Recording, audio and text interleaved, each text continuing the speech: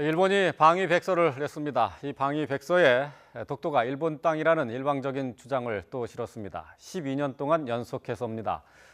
이 백서에는 또 북한이 핵탄두를 소형화하는 데 성공할 경우 미국 본토까지 도달할 수 있는 장거리 미사일을 보유하고 있을 가능성이 있다 하는 지적도 나와 있습니다. 도쿄 연결합니다. 최명신 특파원. 네, 도쿄입니다. 자, 일본 방위백서 내용 자세히 전해주시죠. 네, 일본 정부가 방위백서에 12년 연속으로 독도는 일본 땅이라는 일방적인 주장을 담았습니다. 올해 방위백서는 지난해와 마찬가지로 일본 고유 영토인 다케시마 영토 문제가 여전히 미해결된 채로 존재하고 있다는 표현이 들어갔습니다. 또 일본의 방공식별 구역을 나타내는 지도에도 독도 주위에 동그라미를 그려서 다케시마로 표기하고 일본 땅으로 소개했습니다. 일본 자위대 전투기의 긴급 발진을 나타낸 지도에도 독도 주변에 동그라미 표시를 내 독도가 자국 영토라고 주장했습니다. 독도가 일본 고유 영토라는 주장이 일본 방위백서에 명시적으로 담긴 것은 고이즈미 내각때인 지난 2005년부터 12년째입니다.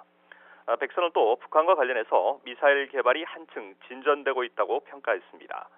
과거 4차례 핵실험을 통한 기술적 성숙 등을 고려할 때 북한이 핵무기의 소형화 탄두와의 실현에 성공했을 가능성도 생각할 수 있다고 기술했습니다.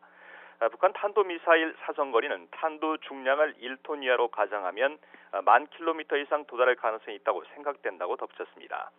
북한으로부터 10,000km는 미국 서해안의 로스앤젤레스와 샌프란시스코 그리고 중서부 덴버까지 포함되는 거리입니다. 백서는 중국의 해양 진출에 대한 견제도 강화됐습니다. 중국이 해양에서 기존의 국제법 질서와는 맞지 않는 독자적인 주장의 근거에 힘을 배경으로 현상 변경을 시도하는 등 고압적이라고 할 수 있는 대응을 계속하고 있다고 비판했습니다.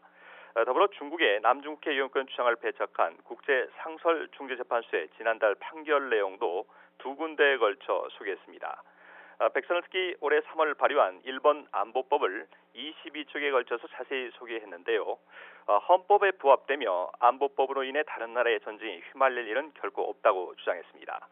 일본은 자국의 방위 정책을 알리기 위해 매년 국제 정세에 관한 인식과 과거 1년 동안의 주요 방위 정책 등을 정리해서 방위백서로 펴내고 있습니다. 지금까지 도쿄에서 YTN 최명신입니다.